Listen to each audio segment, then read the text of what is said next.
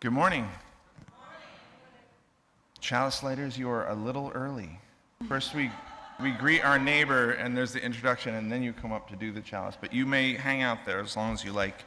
Welcome both in the sanctuary and also online to the Sunday service of the Unitarian Universalist Church of St. Petersburg.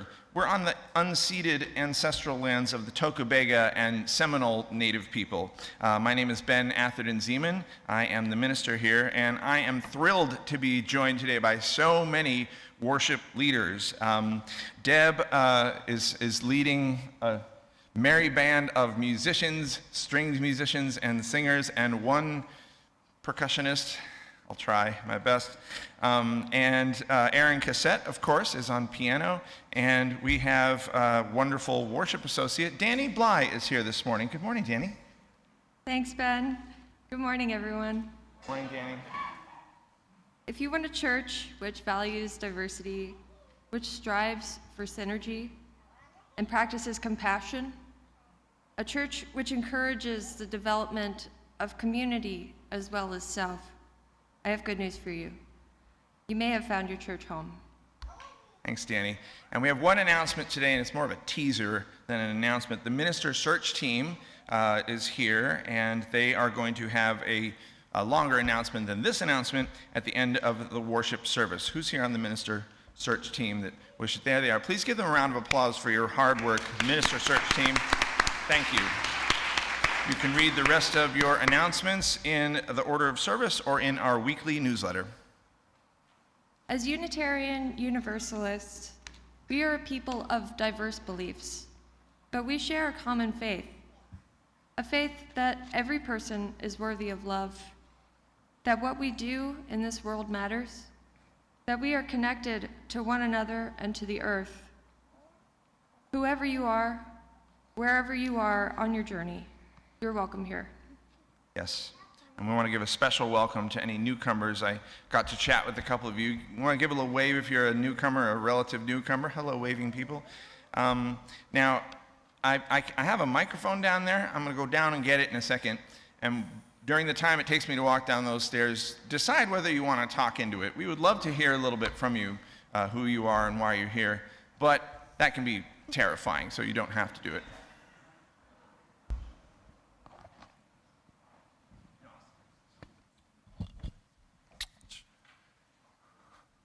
You raise your hand and I'll bring, oh, there we go.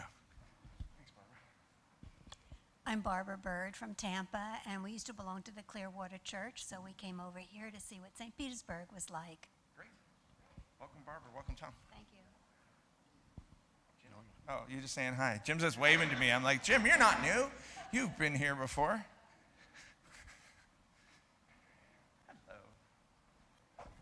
Hi, not brand new today. My name is Aaron Blye. Just want to say this is my third week in a row coming here, so you're doing something right that keeps me coming back. Hey, thank you, Aaron. One more and you get a toaster oven. Be so kind as to pass that over. Thanks. Thank you. Good morning. My name is Glenn. I'm new to the area. Just dropped in about 2 weeks ago from Portland, Oregon, via Chicago and a few other places, so very happy to be here. See the Reverend pointing to someone, a fellow Portlandian. We could talk about rain after the service. Ooh.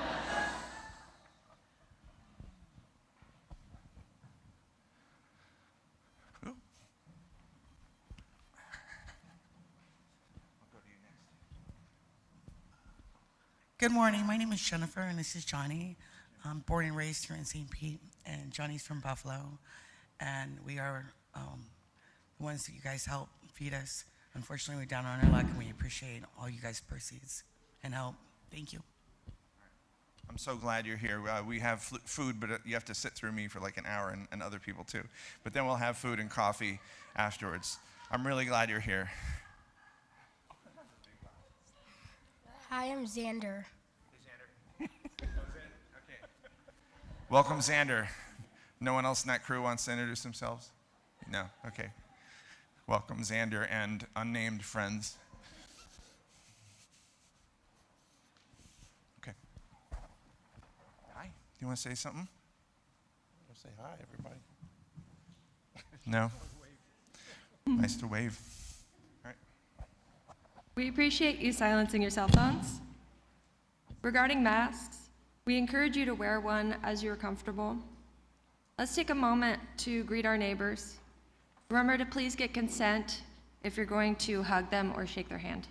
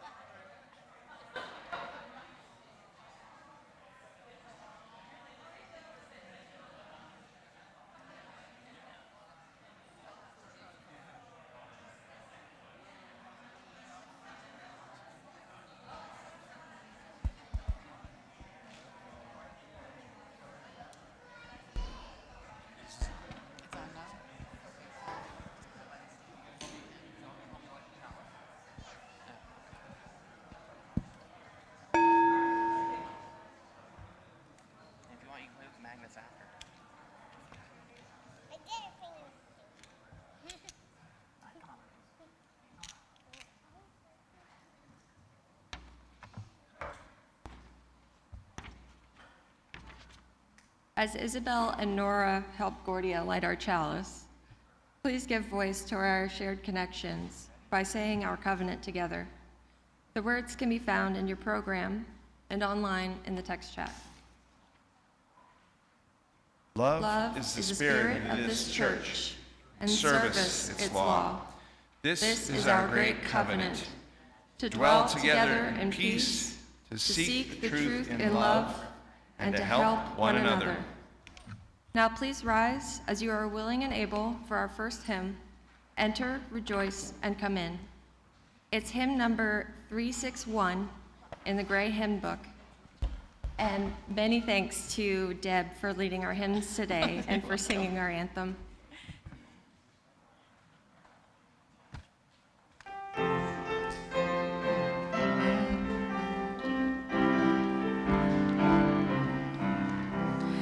Enter, rejoice, and come in. Enter, rejoice, and come in. Today will be a joyful day. Enter, rejoice, and come in. Open your ears to the song. Open your ears to the song. Today will be a joyful day. Enter, rejoice, and come in. Open your hearts, everyone. Open your hearts, everyone. Today will be a joyful day. Enter, rejoice, and come in. Don't be afraid of some change. Don't be afraid of some change. Today will be a joyful day. Enter, rejoice, and come in. Enter, rejoice, and come in. Enter, rejoice, and come in. Today will be a joyful day.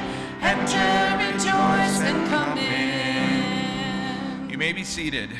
I love seeing young and old dancing in the aisles to the hymns. Now we're coming to the time in our worship for joys, sorrows, and concerns. And now those of you on YouTube Live, you're on YouTube Live this week. Yay! Thank you, wonderful staff, for fixing our Wi-Fi. I'm glad it works this week. And you are not here in person, but your presence is felt. So please submit your joys and your sorrows into the text chat. And the rest of you, some of you have already filled out cards and passed them up to Dani and myself. You can submit them during the week by emailing me, minister@uustpete.org. And Gordia, thank you, Gordia, is placing a stone in the water for each one that was submitted this week. First, a stone of joy from Gordia LeClaire. This week was her 3-year anniversary in starting hormones. Gordia says, gender-affirming care saved my life. Let's continue to fight for everyone's right to trans their gender. Let's do that. Amen, indeed. Next, a stone of concern from Kelly Patton. Kelly's car was hit by a driver who ran a red light on Thursday night after the board meeting. Her car is probably totaled. Kelly's here, right? Where'd you go? Kelly's in the balcony, so she's here. She's shaken up, but she's otherwise fine, and I'm glad for that. A stone of joy from Ariana. The racial justice team had an amazing planning retreat yesterday. Good. Everyone is excited that we will be offering an anti-racism training called The Pledge to End Racism in the upcoming months to our church community. Thanks, Ariana. Thanks, racial justice team. Yeah. Thank you. A stone of concern from Trish, and I can't read your last name. Starts with an F. Marianne, my boyfriend's sister, is fighting cancer tooth and nail. From Earl Waters, I have 2 stones, one of sorrow, prayers for those in Jacksonville who were wounded or killed this week and their families, and a stone of concern, also from Earl. Prayers for Joe Wedman's kidney stone issues.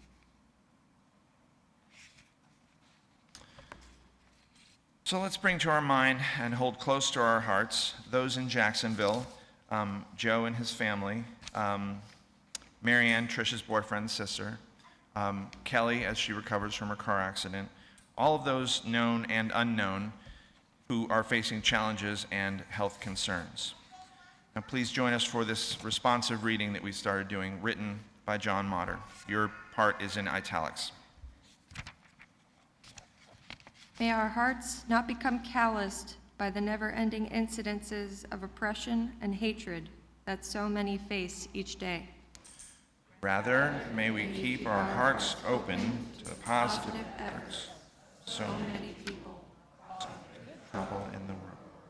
May we have the strength to demand and gain the right for all people to have a safe place to sleep, health care to keep them strong, and the knowledge that their lives matter. The struggle is taking longer than we will get there. May all of us find a comforting and compassionate presence in the warmth of fellowship and community. And Gordia, let's place one more stone for those joys and sorrows that remain in our hearts, perhaps too tender to be spoken out loud. And let's take about a minute of silence together.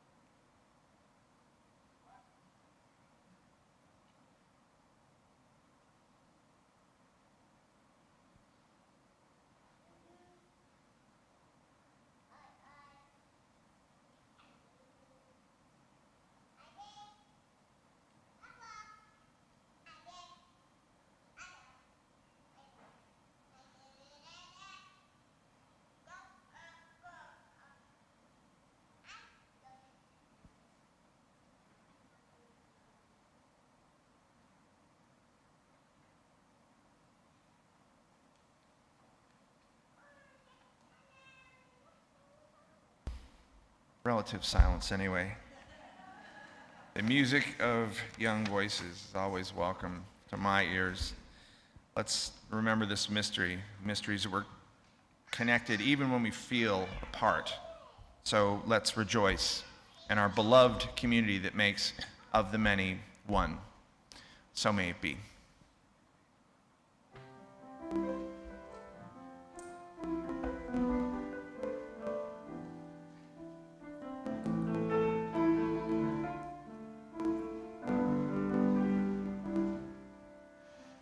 Spirit of life, come unto me. Sing in my heart all the stirrings of compassion. Blow in the wind, rise in the stream. Move in the hand, give it life the shape of justice. Roots hold me close, wings set me free. Spirit of life, come to me, come to me. Thank you, Deb. Our responsive reading this morning is number 565, also in the gray hymnal. I invite you to say the words in italics.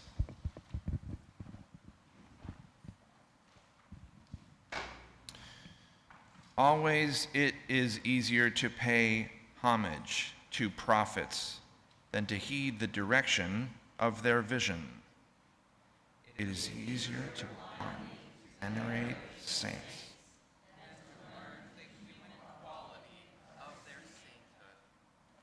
It is easier to glorify the heroes of the race than to give weight to their examples. To worship the wise is much easier than to profit by their wisdom. by adulation, by sharing their grandchildren of those who stoned the prophet sometimes gather up the stones to build the prophet's monument. Prophets. All right, thank you. And put down your hymnal and pick up your order of service. Let's read our mission out loud together. The UU St. Pete mission is printed in your order of service, and maybe it is even in the text chat for YouTube. Ready? Our mission is to be an inclusive, evolving religious community that inspires spiritual and intellectual growth to make our world a better place. We bring our mission to life through a wide range of shared ministries: social justice, religious education, pastoral care, and many more.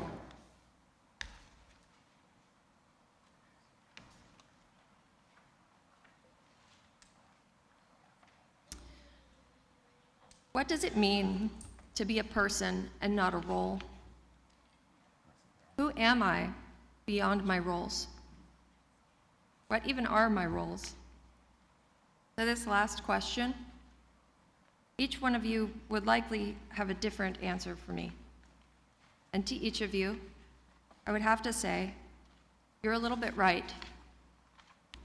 And to each of you, I would also say, you're a little bit wrong.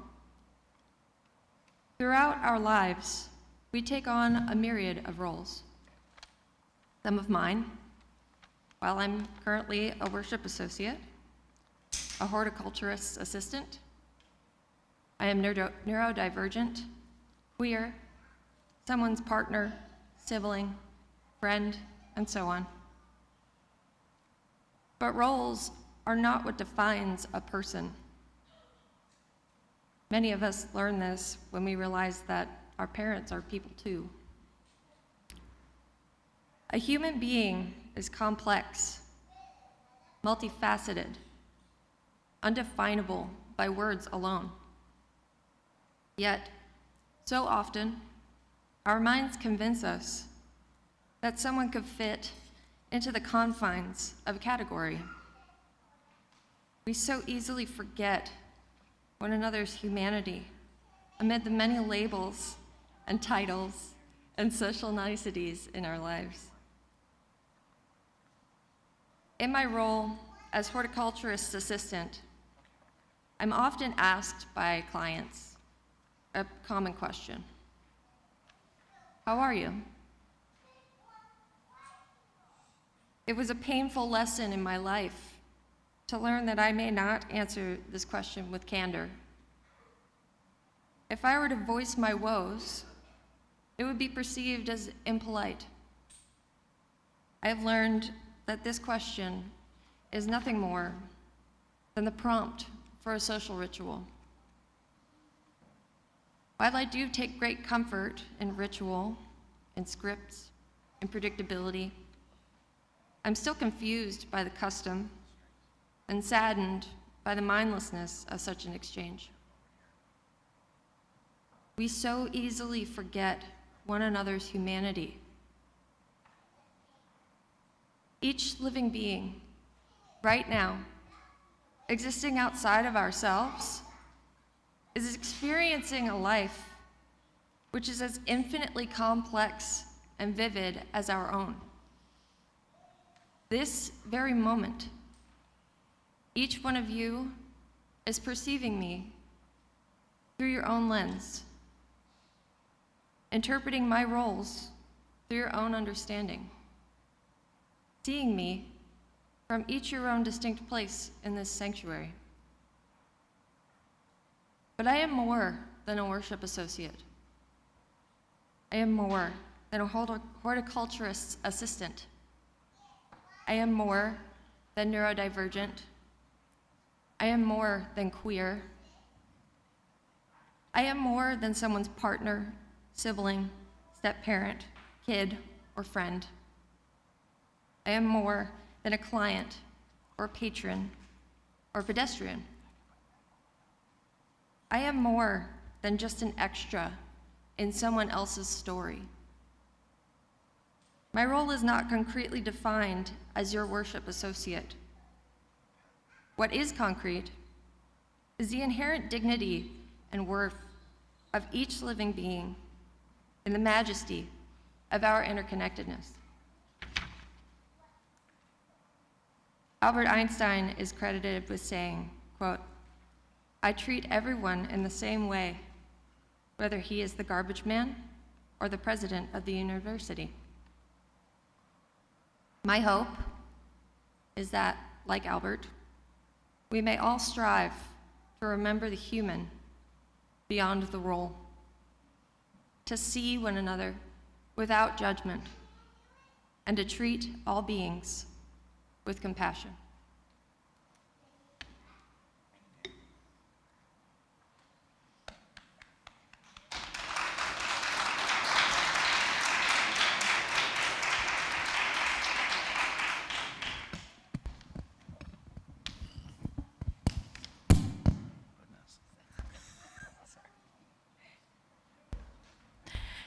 I wanted to say something about this song, just briefly, while some of my choir friends and my spouse, who gracefully agreed to help me out, about this singer. Of course, I don't have my glasses.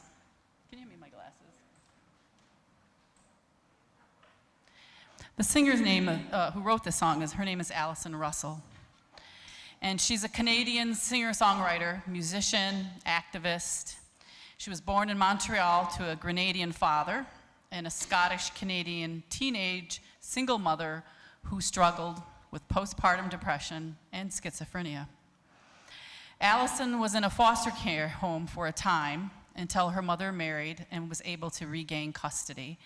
And Alison's stepfather was a white supremacist American expatriate, and from the ages of 5 to 15, she was physically and sexually abused by him. At the age of 15, Alison ran away from home, eventually moving to Vancouver. And this song, which is called "You're Not Alone," she just released this in 2022. And I asked some of my choir friends to come over to my house, and they graciously came, not really realizing what I was gonna pull them into, so that I wasn't gonna be up here singing alone. So I hope you enjoy this song.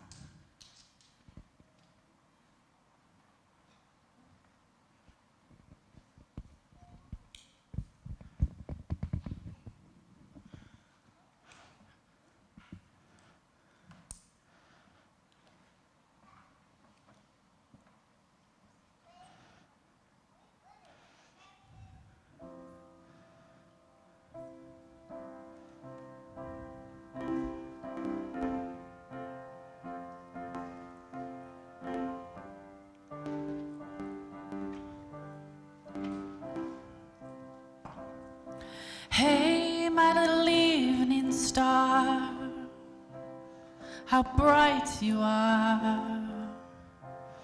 Anywhere you go, you're not alone. Rocks and bugs and angel wings, every little shiny thing. Anywhere you go, you're not alone. You're the North Star and the compass, always finding something wondrous. Anywhere you go, you're not alone. Wish that I could keep you from sorrow and harm. None of us is here for long, but you're not alone. In the cradle of the circle, all the ones that came before you, well, their strength is yours now. You're not alone.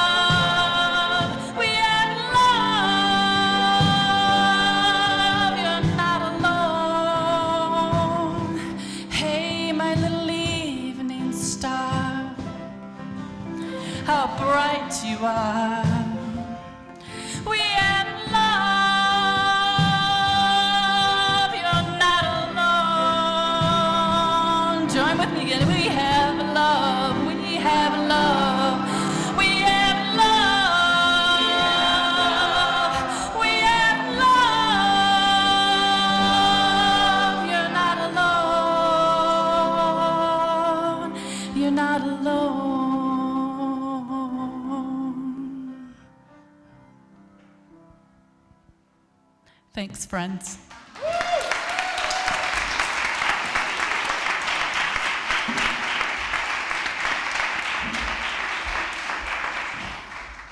Thank you, choir. Thank you, Deb. Yeah. Whew. You're not alone. We have love. I've been your contract minister here for 2 years, and I hope you will vote me to become your settled minister. When I arrived here 2 years ago, though, COVID was. COVID prevented us from meeting in this building in person, but still many of you were working hard in this building and on this building. Reggie Craig, who's in Vermont and maybe watching on YouTube Live, and many others were hard at work on our kitchen. Those of you who are new, I hope you'll take the time to come and have coffee and food with us, but also see this magnificent kitchen every day working. Lori Clement, also watching online, was here almost every day, working inside, working outside. Janae Johnson, currently providing religious education and supervising our amazing staff. Had one staff, now she has 4, and they were trying their best to provide religious education online, which is pretty hard task. And Sharon Wood, is Sharon here today? Sharon was our office coordinator, and she was holding down the fort. But this past year, we're back in person.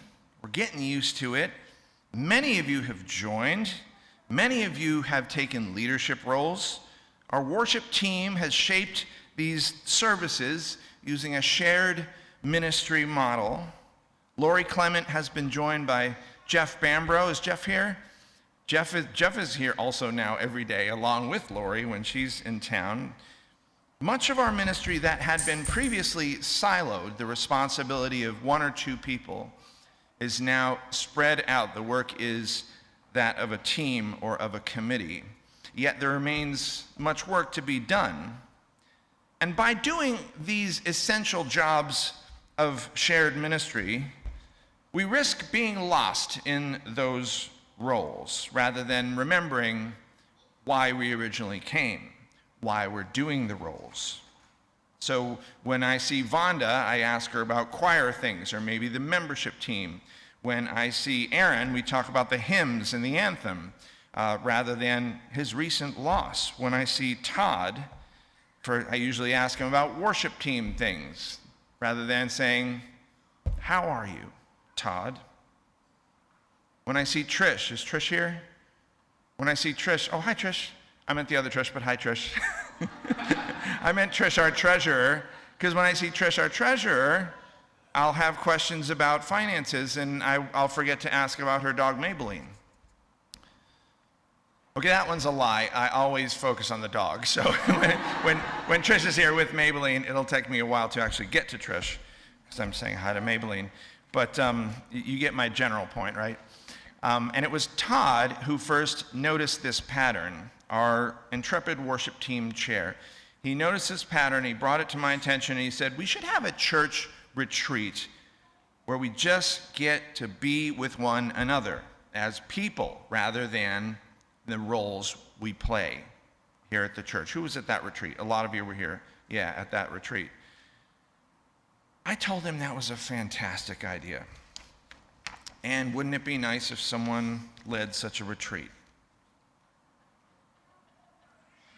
Months later, when no one else had, Todd did indeed volunteer to lead the church retreat with the theme that is the theme we have today for our worship, person, not role. And those of you who raised your hands were here. I think you agree it was wonderful. It was such a good opportunity to get to know you all better. I think Joe, where's Joe? I think Joe summed it up best. He said, yes, I'm a gay man, but really that's the least interesting thing about me. And we got to know one another. And I am thrilled that Todd, by the way, is leading this same retreat once again this spring. So you all should attend who didn't raise your hand. And Todd helped Dani and I prepare for today's worship service. He said, the danger is relationships in the church become very role-based with no true human connections.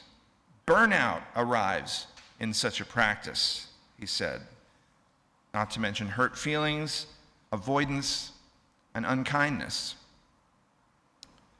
Now, as Unitarian Universalists, we are committed to seeing the inherent worth and dignity in every person, to remember we are interconnected. And as your minister, I am committed, and I try my best to see the humanity and the divinity in every person I meet, except when I'm driving. Well, I'm from Boston, and we are well known for our driving skills. When I'm driving and Lucinda is a passenger, someone cuts me off in traffic or they weave in and out of lanes without using turn signals, I feel that it is my duty to let them know my assessment of their driving skills, sometimes using colorful language. So years ago, and Lucinda's often in the passenger seat with me, she said, why don't you imagine that they're late to get to a folk festival? Because we volunteer at a folk music festival, the Falcon Ridge Folk Festival. So she was trying to help me see these drivers as human beings, not as lane-switching, non-turn signal-using bad drivers. What did you say? Just an extra in someone's story. She was trying to get me to see them as more than just extras in my story. And it helped. It worked. It helped me see them as human beings. And as a bonus, I stopped interrupting Lucinda when she was talking to say, hey, can you believe that? So some roles are roles that we choose: worship associate, husband, minister, member of the choir. Some are thrust on us without our consent. Are you cool or are you not cool? Are you hot or not? Is it a boy or a girl? But Unitarian Universalists, we have practice in seeing the person, not the role. We enter this church, some Christian and some pagan, some Muslim and some Hindu, some theists and some atheists. Last week we spoke about arriving with curiosity and wonder rather than preconceived notions and stereotypes. And surely this dovetails well with we're more than just an extra in someone else's story. Surely this helps us arrive with that curiosity and that wonder to see the person, not the role. So Dani is today's worship associate, but they are so much more than that. Deb is leading our hymns today, but she's so much more than a performer and a song leader. Aaron is playing our piano. Cheyenne and Emma are live streaming. Our greeters are handing out programs, but there's so much more than their role. And it's essential that we see past these roles, that we arrive with curiosity and with wonder, that we ask, how are you? And invite an honest answer, not just the social script. Now, historically, both our denominations, Unitarianism and Universalism, have been at the forefront of seeing people as human beings, not just the roles that have been thrust upon them. In the early days of the United States, women's roles were defined as mothers and homemakers, certainly not ordained clergy. Still, the Unitarians ordained Olympia Brown and many other women. Black people's roles were cast as chattel slaves. Still, many Unitarians, like Theodore Parker, openly opposed slavery and the Fugitive Slave Act in the 1830s.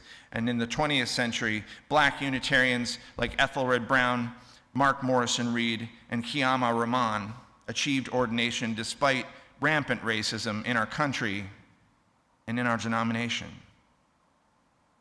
Gay and lesbian people's role used to not include marriage. Still, some Unitarian ministers married same-sex couples in the 1950s.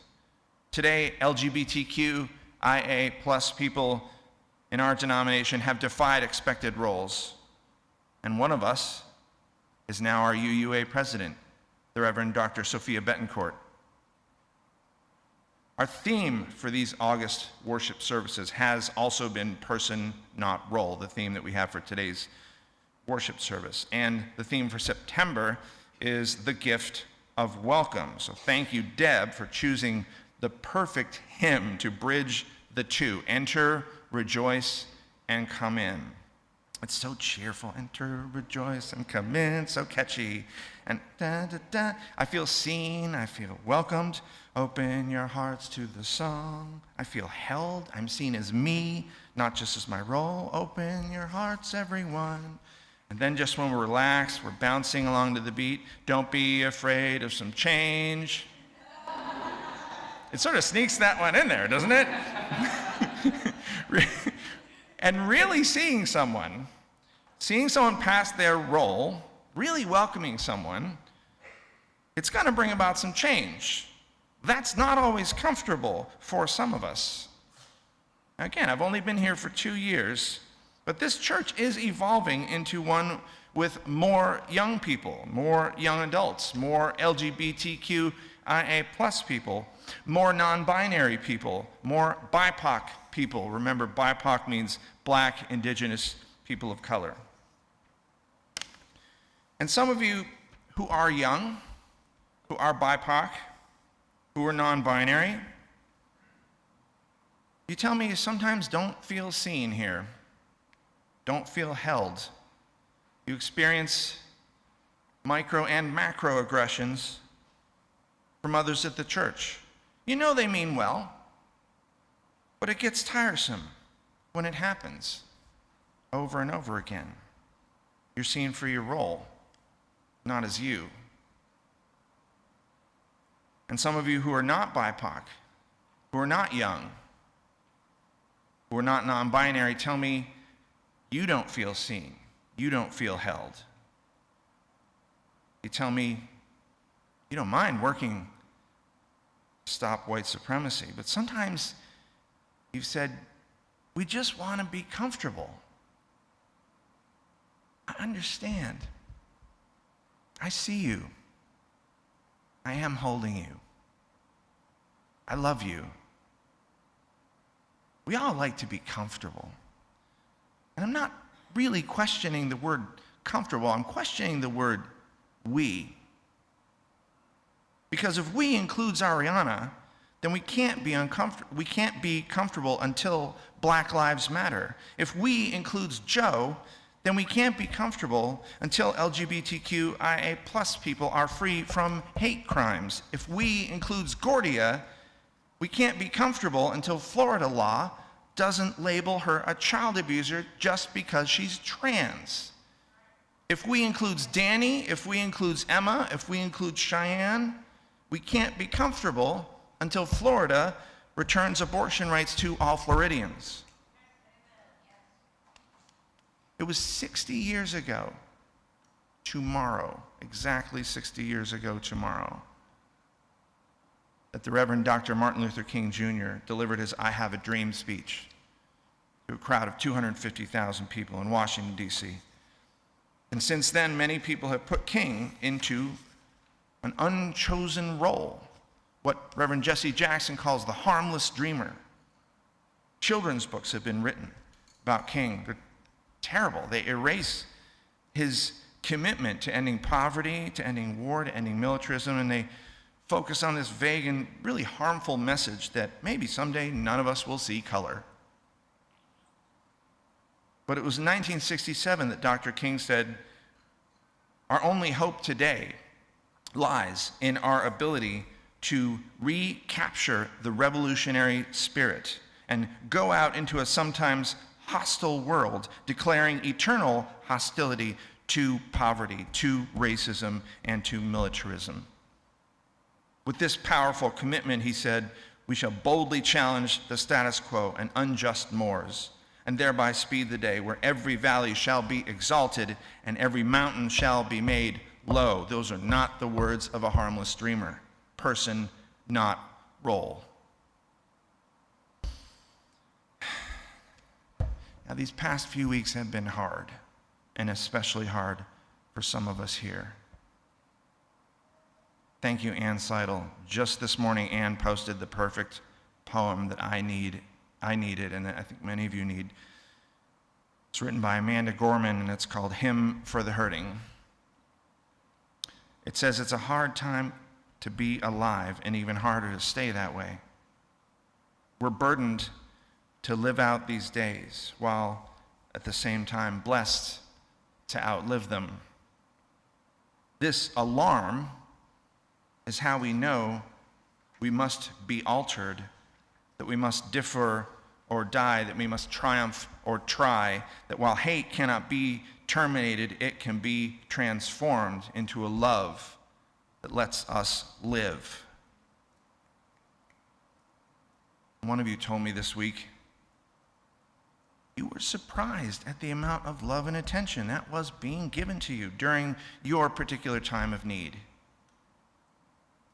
You said, almost apologetically, you haven't even been that present at church these past months. And I told you, that's not how it works. It's not a transactional relationship where you put in time and money and you get love and community in return. We all hold one another. We're all there for one another. That's what our ministry is. Sometimes one of us will need to be held, and other times they'll be doing the holding. But we are interconnected all the time. We are beloved and worthy all the time. Some of us attended a workshop at the UUA General Assembly called Disrupt Church. Karen, you spoke about this a couple weeks ago. Karen Cole talked about the consumer model of church versus the citizen model. Some of us call it the covenant model. So the consumer model, there it is, citizen. It's the book. Is it the book you're reading now in the book group? It's the next week's book group, 9 a.m. Conway South. They're reading the book. See Cynthia Patterson if you want to join the book group. So this consumer relationship, it's all about the role, right? It's not about the person. And it happens when a vendor really meets your needs at a cost that's acceptable to you. So the church version of this is focused on what the individual need is from a church, and then how the staff, how the volunteer leaders can meet those needs. The individual makes a pledge, maybe volunteers time, and expects those who fill the role to meet the needs. And when people in the roles don't meet the needs, the individual has every right to complain about it, expect their needs to be met better, and write bad reviews on Google. Now, in a covenant relationship, sometimes the good of the relationship and of the group takes precedence over the immediate wants of this individual. And in a covenant, we are more than just our roles. We are precious human beings committed to one another despite our differences and sometimes because of them. In this model, it's harder to complain about something because we're all doing the work of ministry. It's like complaining about the food when you're standing in the kitchen and we're all cooking it. But the rewards are so much greater in that model. The rewards are a community of belonging, of interdependence, of shared mission and vision. And in such a community, as Deb sang, each of us is the North Star. Each of us is the compass. Always find something wondrous anywhere we go. In such a community, we are not alone. Our mission is to be an inclusive, evolving religious community that inspires spiritual and intellectual growth to make our world a better place. So as you move through your week, remember that you are not alone. Remember that you have a purpose beyond any role. Remember that when our hearts are breaking, we're there for each other. When we need one another most, we are there for each other. It's not a transactional relationship. It's just what we do. So may we see one another beyond our roles. May we remember that the driver cutting us off might be having the hardest day of their lives. May we hold one another despite our differences, or even because of them. Enter, rejoice, and come in. Don't be afraid of some change. Amen. Ashe. Blessed be.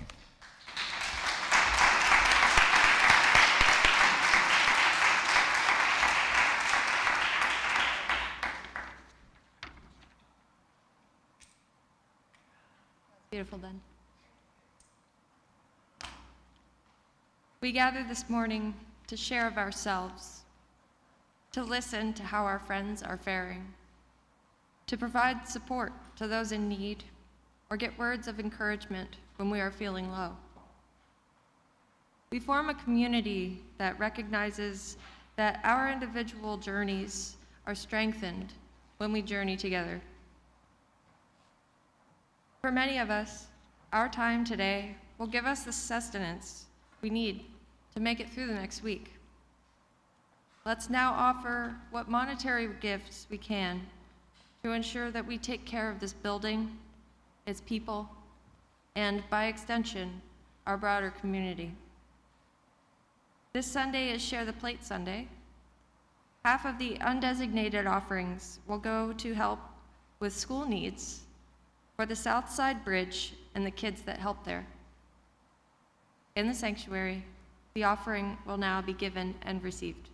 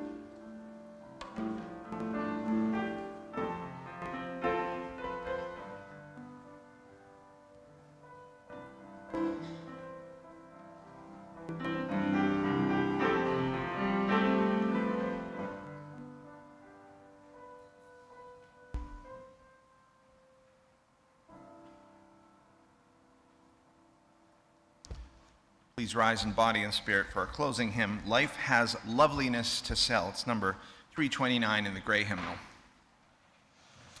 You know, Ben asked me why I picked this song, and it's because of the words. And I know that when we hear and know that in Jacksonville, the dollar store, some person who, you know, with swastikas shooting people of color and killing some, I thought, oh my gosh, should I still sing this song today? But this is what I need to do for myself to help myself get back to where I need to be when you hear and experience the tragedies in the world. So I hope that this song helps you find some peace too.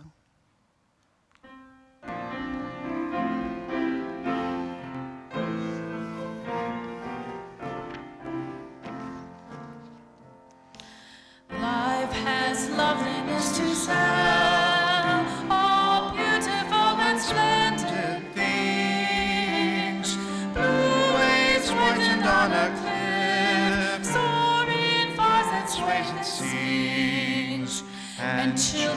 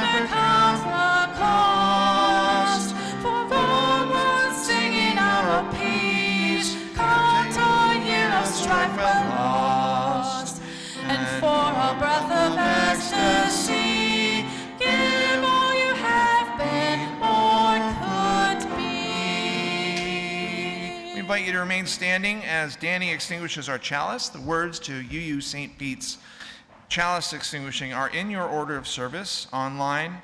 They are in the text chat. We extinguish this flame, but not the light of truth, the warmth of love, or the fire of courage. These we carry in our hearts and out into the world. You may be seated.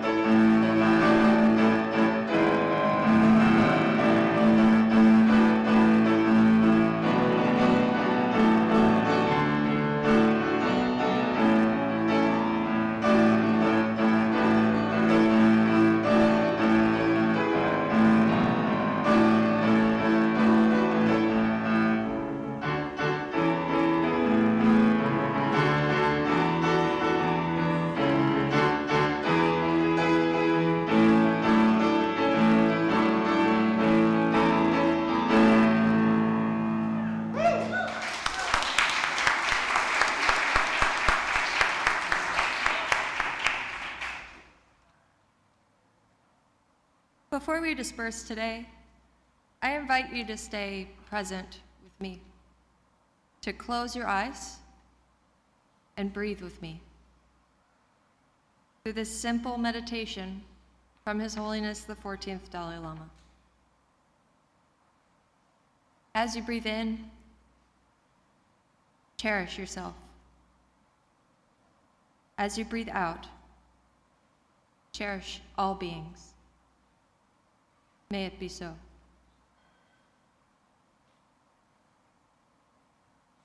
Before coffee hour, we will hear from Morgan Gresham on behalf of the Minister Search team.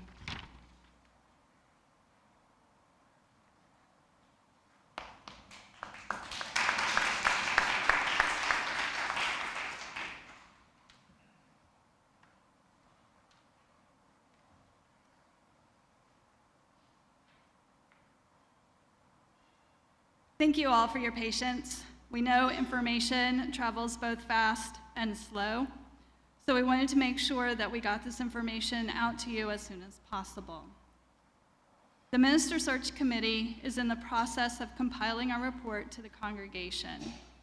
Following our timeline laid out in the July worship, we gave an update to the Board of Trustees on Thursday, 8/24. We want to share that update with the congregation today. The members of the Minister Search Committee have recently met with facilitators from the UUA Ministerial Search Team, and after considerable conversation, we have decided that it is in the best interest of the congregation to pause our search. In talking with the UUA, we recognize that the bylaws of our church set an atypically high bar for calling a minister, 90% of those present for the vote. What we have learned from our surveys and small group conversations is that there is a continuum of needs and expectations that are so broadly distributed that we would be remiss in not doing further work to better understand what the congregation as a whole wants and needs. Moving to a vote too quickly, which could result in a failed vote, could be detrimental to the congregation, especially given that the usual result from a failed vote is that the minister leaves within 3 months of that vote. The UUA suggested that there are resources we can tap from the southern region that would enable us to do this work, a better understanding the requirements of shared ministry. Rather than moving to a vote in the coming weeks, we believe that we should focus on building consensus for our community. We are not set up today to take questions, but we hope to have a town hall in the next 2 weeks to answer the questions that we know that are going to be in your heads. And thank you for your support, and the Minister Search team is very grateful for all that the congregation has done for us so far. Thank you.